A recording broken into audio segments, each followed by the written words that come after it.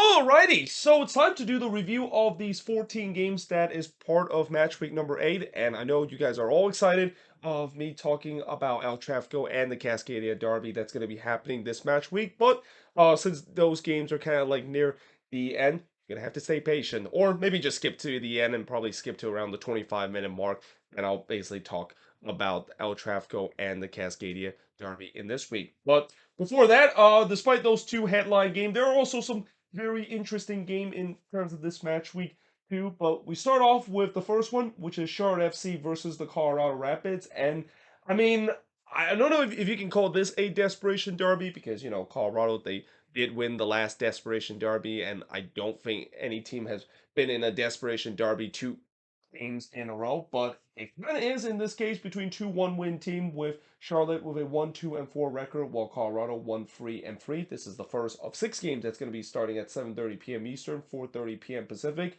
and both of these teams only met each other once, and it was a draw. And in terms of injuries, because we're now deep into the season where we can talk about some of these teams that are suffering some injury crisis, that maybe kind of is the reason why they're struggling in the beginning of the season. But for Charlotte, they don't have Guzman Carrero, and then questionable, you got Ashley Westwood, Christian Kalina, and Mackenzie Gaines in this one. For Colorado, no Bombito, Jack Price, of course, done for the season. Yaya Torre, and then questionable in this game is Cole Bassett, Brian Galvan, and Andres Maxo. So, yeah, this should be an interesting kind of game, and especially for the Rapids, I feel like that win that they had last week against Sporting KC, it was coming. Like, you knew that with the way that they've been playing much better in the past couple of weeks, and it feels like Robin Fraser has really ride the ship after just a rocky start to the season.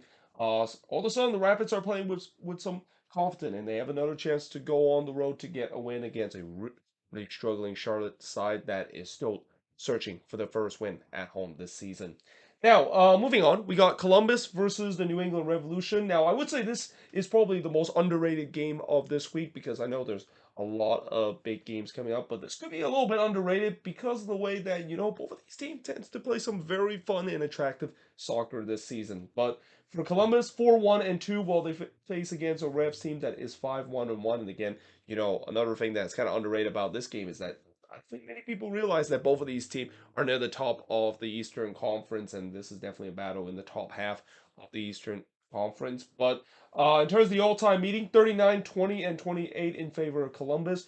Questionable in this game for the crew, you got Josh Williams, Luis Diaz, Cucho Hernandez, Kevin Molino all out in this game. And then questionable in this one is Eloy Rome for New England. Nacho Hio, Tommy McNamara, Maciel, and Jackson not available in this one. And questionable coming into this game is Henry Kessler. But like I said, don't be surprised. This might be a game that there could be some goals that's feature. I mean, so far in most of the game that Columbus have played, goals has been a feature for them, and that with them scoring 12 goals in the last 3 games, they're still red hot going for on the attack, and especially now that they're back home and a place that Lower Dog Caulfield, so far it's been a graveyard in terms of opposing team. And the last time the New England has to face against a really decent team, yeah, they falter badly. And I think this is a big opportunity for the Revs that, I know that there's a lot of naysayers saying that, well, they've got themselves a good kind of record, mainly because they've been playing against easy team. While now that they do have to play against a tough team like Columbus, this is a good test for the Revs to kind of quiet down those doubters of the fact that the Revs, those doubters might say that they're not as good as you think the record that they have. Now, that being said, moving on into the next match, we got another desperation derby between Montreal and DC United, or as I like to say, the Hearn Lasada derby, because these are two teams that is feature the current head coach Hearn Lasada with Montreal and the former head coach that Hearn Lasada used to coach with DC United. Now, the reason why this is a desperation derby is neither of these teams have been playing well. I mean, only one wins for both of these teams. Montreal are just in an absolute free fall right now with a 1-0-5 record, while DC 1-2-4 have not got a win ever since their opening weekend win against Toronto FC. All-time meeting is a 10-8-8 in favor of Montreal, and in terms of injuries, yeah, Montreal, they have a lot of injury. And remember how I've said before, I think in the news of the week episode, Portland might be the one that has the most injury-prone team. Well, think Montreal fans want to have a word with that because yeah, look at all these lists: George Campbell, Michael Miljovic, James Pantemis, Kiriza, Lapinainen, Vasan, Samuel Piet, Mason Toy, and Ramel Kyoto all out coming into this game. For DC, you got Brendan Hines, Ike, Martin Rodriguez, Nigel Roberta, and Derek Williams not available in this game for DC United. But like I said, this is a game. It's a desperation derby. Both of these teams desperately needed to get a win, and we'll see whether or not if one of them will do so. I mean, for Montreal, the good news is they're playing at home in this game. This is only their second home game, and I believe this game is going to be playing at Stade Saputo because we're getting to the part of the time where I think it's starting to warm up in Montreal where they don't have to play at the Big O in this one. But yeah, this is one that would be very interesting to see, and especially for both of these teams desperately need a victory. We'll see whether or not if one of these teams can do so. Now, moving on in the next match, we got the New York Red Bulls versus the Houston Dynamo. So obviously, the Red Bulls are fresh off of an unfortunate situation in the last game involving Dante Van Zier, but obviously they know that they'll now that with the suspension already in place, they probably are moving on into this game where they face against a Dynamo team that has a 3-0-3 record and has been pretty day and night for the Houston Dynamo this season, comparing when they're at home and on the road. At home, they've been absolutely solid. On the road, that's been a problem in this one, and they're looking to try to get their first road win and first point in this one against a struggling Red Bulls team. All-time meeting 13-10-7 in favor of the Red Bulls. For the Red Bulls, this is another team that has a lot of injuries. Serge Goma not available. Lewis Morgan not available in this one. Aganisita Sevez Chun. Amaya also not available for this one for the New York Red Bulls. Questionable in this one, you got Lucchinias, John Token, and Andres Reyes questionable in this one. For the Dynamo, they don't have Chara, Tate Smith not available in this one. Then they also have Sevchenko and Brad Smith that is questionable in this one. But also a notable player that is out for the Houston Dynamo in this game is Hector Herrera. He's not going to be available in this game because of picking up that red card in the last one, and that's going to be a bit of a loss for the Dynamo because so far Ache has been really good for this Dynamo team, and that they're definitely going to lose that present coming into this one. But see whether or not if they can carry the momentum that they have at home. Again, I know this is a team that historically, at least for the past couple of seasons, has not been doing well on the road, but so far for this is a big opportunity against a Red Bulls team that, like I said, they have really struggled this season, especially on the goal scoring department. Could be a chance that the Dynamo may be able to get something out of this game. But moving on in the next one, let's talk about the other New York team, NYCFC versus Nashville SC. Coming into this game, 2-3-2 is NYCFC record, and for Nashville, 3-2-2. And NYCFC actually is probably the only team in the league that has no injuries that they have on their roster. In fact, if I look on the other board, yeah, they're the only team that has not been able to tough or haven't been able to had to deal with injury problem, which that's gotta consider lucky when you were now into week 8 of the season. For Nashville, they haven't really had a lot of injuries, though they do lose a couple of key players in Nick DePuy and Randall Lau. Well, at least one of the key player because Nick DePuy is more used for depth pieces, but losing Rand, they'll lay out another weapon for this Nashville team on the attack. That's definitely something that they hope that he'll be back. But yeah, coming into this game, this should be interesting. And that again, it's kind of weird that NYCFC has never beaten Nashville in their franchise history, and that they're gonna have to try to do it in this one. I mean, in the last game they got to be very disappointing after not able to get all 3 points against Atlanta, especially when they were up a man. And we'll see whether or not if they can do so against a Nashville team that we know they're definitely going to bring their A game. There's always a team that is tough to beat whenever they play on the road, and we'll see whether or not if NYCFC can get the win. Now, moving on, we got Toronto FC versus Atlanta United. So TFC this season has been pretty much the draw kings of MLS with 5 draws, which leads the league, and only 1 win and 1 losses. While for Atlanta United, 4-2-1 is their record. Now, in terms of the all-time meeting, 5-5-4 in favor of TFC. And by the way, if you remember, this is actually the rematch of the 2019 Eastern Conference Final, and that it's safe to say that both of these teams has kind of fall through a bit of a tough time, though at least Atlanta United looks like they have started to rebound with a decent start to the season.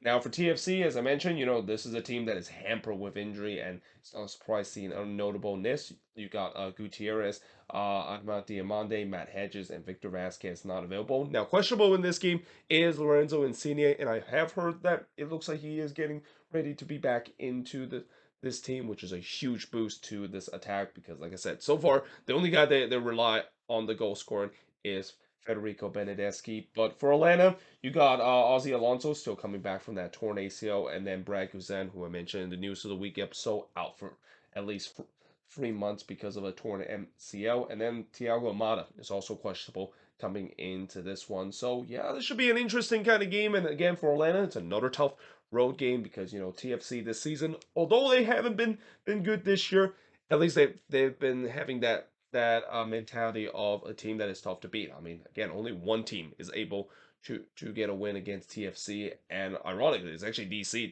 that's the one that got that one win. And in fact, if TFC didn't actually blew that opening weekend game against DC, they would be 2-4-5-0 right now. They would actually be one of the undefeated team right now coming into week 8. Though again, if you ask any TFC fans, they're probably not satisfied with the fact that they've drawn so many games, and that, and I've said before, draws does not help you in terms of get you up the standings. Win does.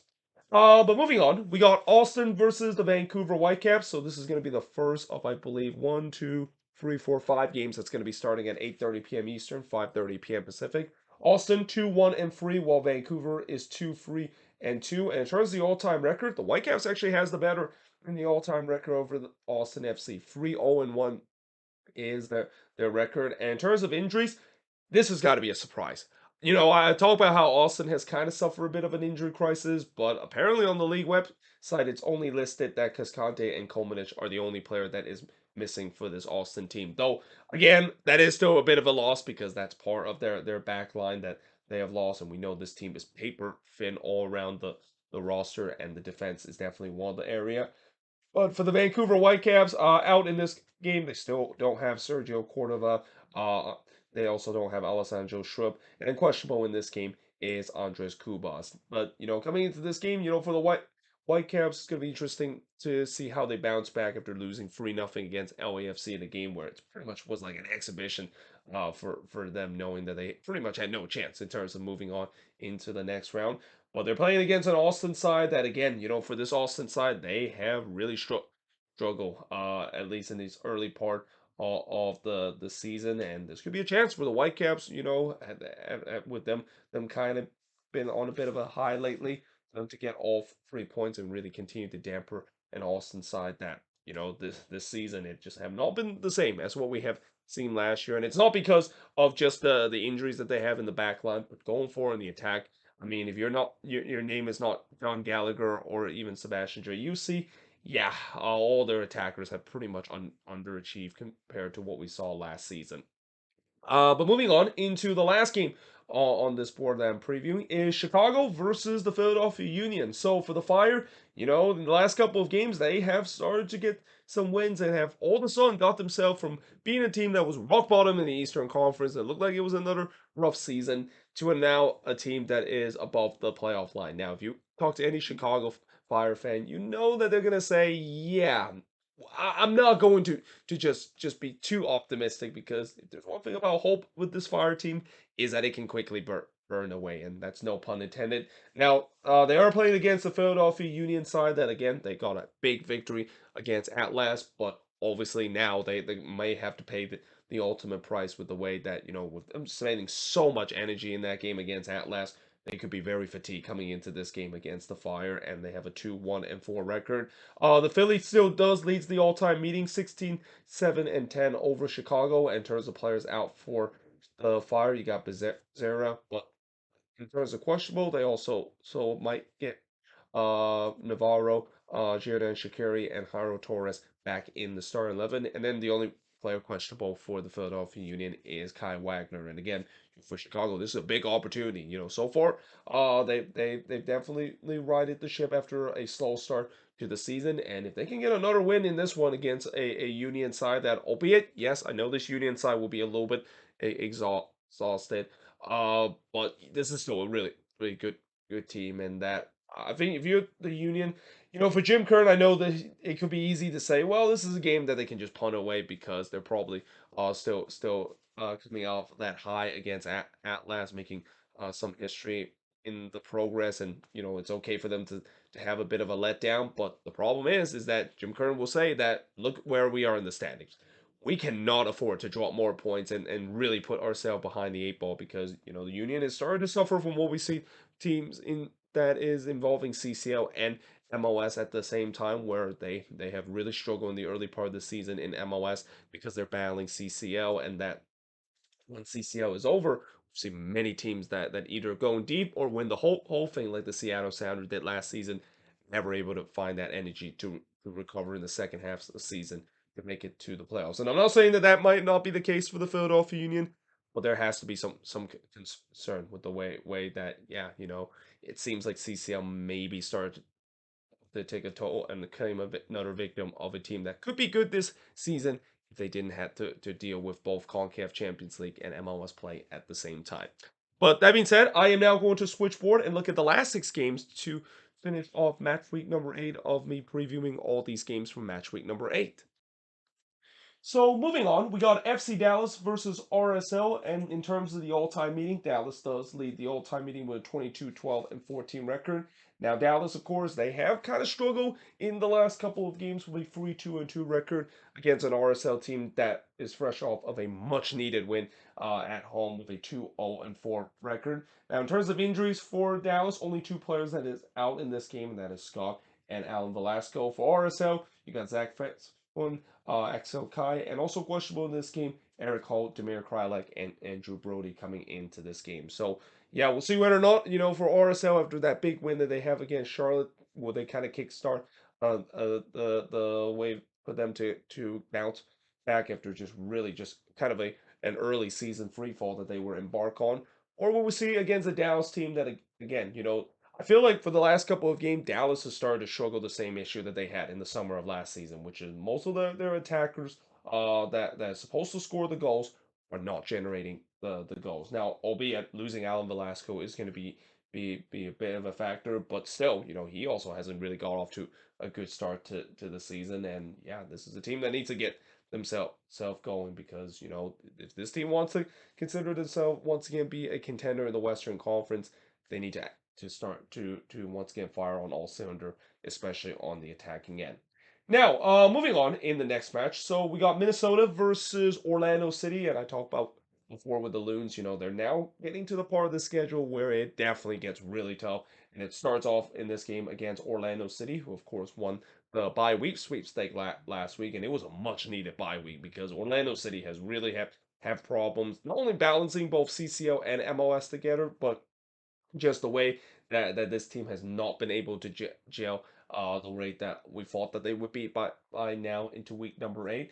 Now, in terms of the record, 3-2-1 that Minnesota has, of course, the Loons suffered their first loss last week against the Fire, while Orlando City 2-2-2. All-time meeting 2-1-1 in favor of Minnesota, and in terms of players that is out, only 2 injuries for the Loons. Dibasi still coming back from that injury they suffered last season, and then you got Jiba not available, and the only player is out for Orlando City is Matt Holiday, and that this is gonna be a big test again for this Loon side, and especially one of the things that's kind of disappointing so far for Minnesota is the fact that they still have not been able to get a win at Allianz Field, albeit they probably should have done it in the game against Vancouver, and now facing against an Orlando City side, a much rested Orlando City side, and knowing this is a team that with 2 weeks to prepare, I'm pretty sure Oscar Pereira might have started to figure out how to utilize his team and maximize the potential that this team should be. And yeah, it's gonna be interesting to also see how this game is gonna turn out too, with the way that Orlando City likes to kind of sit back and try to hit team on the counter and grab chances. Whereas that's kind of the same play that Minnesota is playing. So if you're a fan of goal scoring, don't expect this to be one of the game you should tune in. In fact, any Minnesota game I'm sorry to say, but if you're a fan of great attacking soccer, then watching a Minnesota United game this season is not going to be the case, especially when they're not going to have Emmanuel Reynoso back anytime soon. But now moving on in the next one is St. Louis City versus FC Cincinnati. So I think this is a game that, besides the two big rivalry game that we're going to talk about in just a bit, this is a game that a lot of people would keep an eye on because for St. Louis, we knew that they're now getting to the part where they are face against some of the best team in the league, and so far they have not been able to get that killer win to really kind of proves that that five straight wins to start the season was not a fluke whatsoever, because now they do return home, but they do face against an FC Cincinnati team that is leading the Supporters Shield race. I mean, I can't believe I'm saying that. Like, if you had told me just 2 years ago, to FC Cincinnati fans, that this team would be leading the Supporters Shield race just 2 years later, I think they would think you're absolutely nuts. But that's just the job that Pat Nolan has done in this Cincinnati team, and Mac and Mark Albright, and what he's done in terms of building this team from just being an absolute bottom feeder to a team that is a contender in the league in just 2 years.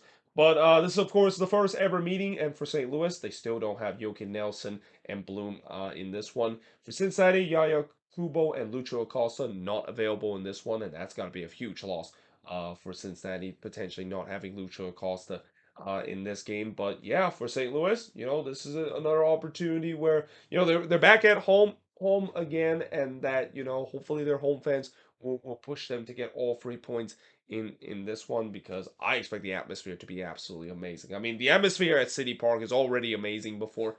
This is going to be even more amazing with the way that you're facing against the best team in the league, and that we'll see whether or not if St. Louis can ride the ship a little bit, because they definitely don't want to lose three in a row after such an impressive start to the season, and maybe there's start doubts that maybe they're starting to go through a little bit of a tailspin and a kind of an expansion kind of falling from grace again. But we'll see whether or not they can get points against a really good Cincinnati team, and a team that is one of the toughest team in terms of trying to score against, because the Cincinnati team, I think right now they have probably the best defensive record, with them always winning 1-0 every single game. But now moving on in the next game, we have the Cascadia Derby between the Portland Timbers versus the Seattle Sounders. And what's kind of interesting about these two rivalry games I'm going to talk about, it's kind of between two teams that are heading into the opposite direction, and the home team is the one that is kind of heading toward the downward spiral, and the away team is heading to the upward projectile. And in this case, for the Timbers, 1-2-4 against the Sounders team, 5-1-1, and sitting at the top of the Western Conference. 10:30 p.m. Eastern, 7:30 p.m. Pacific is the start of these games. In fact, both of these games is going to be starting at the same time. Now, in terms of the all-time meeting, this is only in MLS. 18, 8, and 16 in favor of the Timbers. Injuries for the Timbers, again, a lot of players, key players, are not available for them. Felipe Mora, Sebastian Blanco, Jimmy Chara, David Bingham, and Eric Williamson, who, as I mentioned in the News of the Week episode, he's done for the season because of a season-ending knee surgery. For the Sounders, the questionable in this game is Josh Atencio, Dylan Tevez, and Albert Rusnak. And yeah, again, this is a game that, in theory, you would think the Sounders should be able to win. And also, knowing what we've seen in the Cascadia Derby, it seems like the road team always tends to dominate, except for a couple of one. But yeah, for the Portland Timbers, this is a big game for them. And I think this could be a game that we've seen before, where Cascadia Derby, whoever wins the game not only gets the pride and the bragging rights of winning the Cascadia Derby, but it can really turn around a team season. And this is definitely going to be one that, I feel like if there's a team that desperately need to win this, it's going to be the Portland Timbers. I mean, if they can win this game, they can definitely gather themselves some momentum in the next couple of games, as we have seen. But the question is, can they do so? Because right now, looking at how they've been playing the last couple of games, there's not really a lot of signs that you can say that this is a team that can be able to beat the almighty Seattle Sounders. But that's the beauty of the Cascadia Derby. Again, I'm pretty sure both of these teams is going to play hard, and we'll see who, of course, will come out on the upper hand in this derby. Because one thing I also know about the Cascadia Derby, at least for the last couple of times, it's been a long time since we've seen a draw in the Cascadia Derby. There always tends to be a winner after 90 minutes in this fascinating tie. But now moving on, in the next match, we got the San Jose Earthquakes versus Sporting KC. So while everybody is keeping an eye on the Cascadia Derby, unfortunately, nobody's probably going to watch this game. Though I will. I mean, as a Quakes fan, I got to watch this one, and that the Quakes, after kind of getting a disappointing draw on the road against the Red Bulls, to return home, a place that so far it's been a fortress for them. Haven't lost a single game at PayPal Park, and they're gonna have a chance to get another one because they're facing against a Sporting KC side that simply cannot score. 0-3-4, still searching for their first win. All-time meeting, Sporting KC still leads the all-time meeting 30, 12, and 27. In terms of injuries for the Quakes, no Nathan, no Sakaris, no Daniel now, and also questionable in this game is Judson. Sporting KC, they don't have Courtney Ford, who's done for the season. They don't have LeBeau, Pierre, Dojo, and they and Gadi Kinda coming into this game too. So yeah, for the Quakes, I will say that the Quakes have struggled against Sporting KC for the past couple of times when they face against them, whether at home or on the road. But if there's a time where they can get themselves a rare win against Sporting KC, this is the time to do so. Because again, for this Sporting KC side, you got to say that they have to eventually get themselves going because this goal scoring drought it has to bother them and has to be putting confidence at the very lowest. But this is where they need to finally snap out of it because all team does go through these goal scoring drought, and this is kind of in a historic level when we see in Sporting KC side. But again, all team eventually broke through their drought, and we'll see whether or not if Sporting KC can break through the drought against a team that historically, at least in the last couple of times when beat they played the Quakes, they've been able to beat them. Now, finally, moving on into the last game to preview, and last but not least, to save the best for last, as the old saying goes, we got El Trafico between the Galaxy versus LAFC, and again, just like the Cascadia Derby, this is between a match where two teams heading into opposite direction. LAFC is flying high right now in the Western Conference, and especially what they did in CCL, whereas they play against a Galaxy team that, yeah, dysfunctional is an understatement. This team is going through pure chaos right now with what's going on both on and off the pitch, and not to mention they're still searching for their first win. This is also the only Sunday game, and yes, Sunday game is back on the menu. It feels like it's been a while since we had a Sunday game, but it is back as this game is on Sunday at 4:30 p.m. Eastern, 1:30 p.m. Pacific, and it's going to be on the Big Fox. All-time meeting in El Trafico. The Galaxy still leads the all-time meeting 7-5-5 over the LAFC. And in terms of injury, the only two players both of these LA club is going to be missing is actually their goalkeeper. For the Galaxy, no Jonathan Bond in this one, and for LAFC, no Maxime Crepeau still coming back from that broken leg injury that he suffered in MLS Cup against the Union. And yeah, overall, this is a game that, as I said, I think I said in my News of the Week episode, don't be surprised this might be actually a road game for the Galaxy rather than be a home game because there's going to be a lot of black jersey that's going to be in that one. I mean, there's still going to be Galaxy fans there, but still, I think LAFC fans is not only going to outnumber them, but they're going to sing them because again, the supporter group, there's still a debate whether or not if they are going to boycott or are they going to be in it. I heard that they had an emergency meeting to decide what to do whether or not if they show up.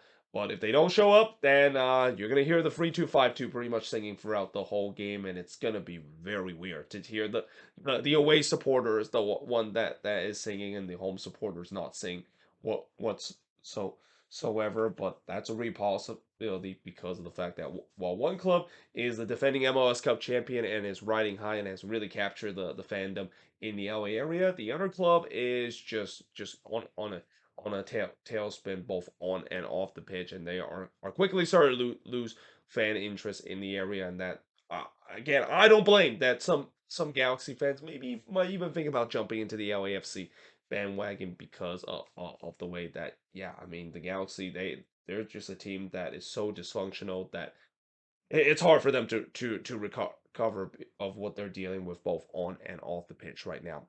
But there you have it. That is pretty much it for my quick preview of all 14 of this game for match week number 8. As always, let me know in the comments below what do you think of these games, and let me know in the comments your prediction for all 14 of these games. But until then, hope you guys enjoy this video. If you do, make sure you guys do like, smash the subscribe button, and yeah, I of course will see you guys next time.